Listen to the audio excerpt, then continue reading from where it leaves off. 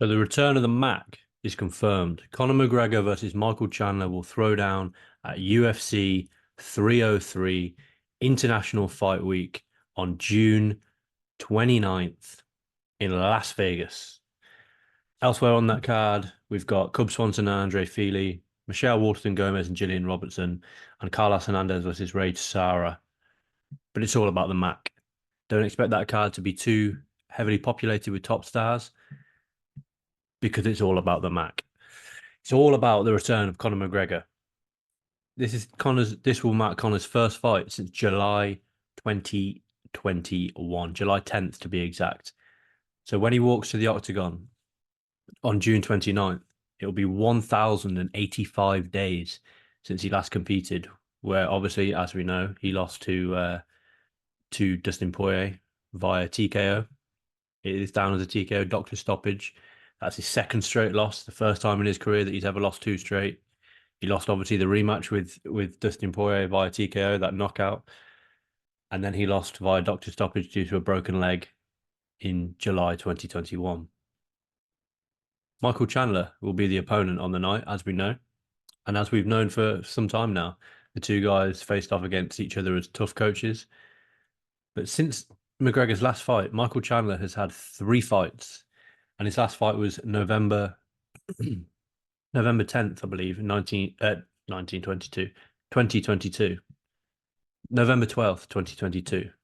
That's 595 days out of competition by the time he makes a walk in June. Almost half of the time that Conor McGregor has been out, Michael Chandler has been out. So why has Conor been out? As we know, obviously he broke his leg against Dustin Poirier. He was rehabbing that injury. He's been producing Roadhouse, that our very own Jeremy Brand reviewed on this site. He's been filming tough, but most importantly, he's not been fully concentrating on training. We've seen multiple videos of him where he's been out of shape, multiple photos of him when he's been out of shape. He's been up to all sorts in his spare time. And photos have seen him blow up and out of shape. You know, he even hinted that this fight could be at middleweight.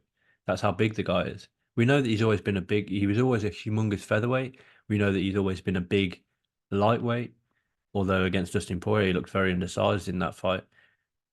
What's he going to look like at welterweight with all the time off, having blown up and having to presumably having to cut down to 170? Let's hope that he doesn't do it like he did it against Nate Diaz the first time, where he just doesn't cut weight, because that really affected his cardio. The difference between Conor McGregor and Michael Chandler is that Michael Chandler is a 24/7 athlete. He's constantly in the gym, he's constantly staying in shape, and he's constantly ripped to bits. He hasn't competed at welterweight since his third pro fight in 2010. However, he is also a big, heavily muscled guy. So now to the breakdown.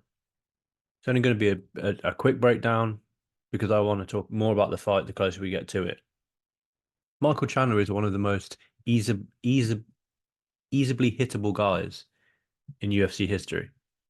And that's what's made him so entertaining. We look down his record. He got performance of the night in his debut. He had that really fun fight with Charles Oliveira where he was dropped. He had that really fun fight of the year, fight of the night with Justin Gaethje. Tony Ferguson, performance of the night, but he was clipped in that one as well. And a fight of the night against Dustin Poirier, again, clipped in that one. Like I said, he's a very clippable, very hittable fighter because he fights with his face first. Out of he's had 5 UFC fights. He absorbs an average of 4.58 strikes per minute. He lands at a 4.89 clip per minute, and his striking defense is at 46%. He has shot for takedowns in his career. As we know, he does have that wrestling background. Will he do that against McGregor? I highly doubt it. Michael Chandler will want to go out there and put on a statement against McGregor and will want to impose his will on McGregor. And if McGregor's cardio isn't up to speed, as it were, like we've seen previously, he will struggle in this fight. But I want to hark back to the fact that Michael Chandler is very, very hittable. As of yet, we haven't quite seen McGregor's power carry up to 170 pounds. But as we know, he is a heavy, heavy hitter. He's a good, strong boxer. Of his 22 wins, 19 of them have come via knockout. He hasn't legitimately knocked anyone out since November 2016 against Eddie Alvarez. That knockout of Donald Cerrone was a knockout of a guy who didn't really want to be in there, to be honest. Donald Cerrone, the moment was too big for him. Prior to that, obviously, as we know, he knocked out Jose Aldo, knocked out Chad Mendes, knocked out Dennis Seaver, knocked out Dustin Poirier, knocked out Diego Brandao, went to decision with Max Holloway with the torn ACL, and knocked out Marcus Brimage. I think we're forgetting just how hard a hitter Conor McGregor can be, especially in 4 ounce gloves. But does that carry up to welterweight? We've seen it once. We've seen him get the knockout once at welterweight, but that was against, like I said, against Donald Cerrone, who didn't have any intentions to go in there and win that fight. Back down at lightweight, he was catching Dustin Poirier, and they weren't having the shots weren't seeming to have much of an impact on Dustin Poirier, which is certainly something that we need to keep an eye on. For me, Michael Chandler sets an insane pace. If we just look at his last fight against Dustin Poirier, the fight actually only went. The fight went 12 minutes, and he threw 135 strikes. When he fought Justin Gaethje, the fight went the full 15 minutes. He threw 246 strikes. Against Charles Oliveira, the fight went, just a little over a round, and he threw 61 strikes. And against Dan Hooker, the fight went 2.5 minutes, and he threw 24 strikes.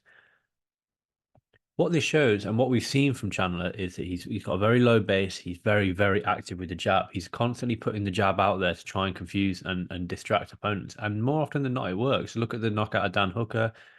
The Tony Ferguson knockout is what it is, but he he drops opponents with his power.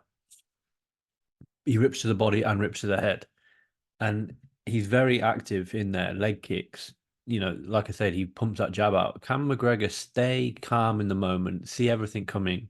Because Chandler does have a fairly straightforward boxing heavy approach, but we'll mix in the high kicks and we'll mix in the takedowns, and we'll look to close the distance.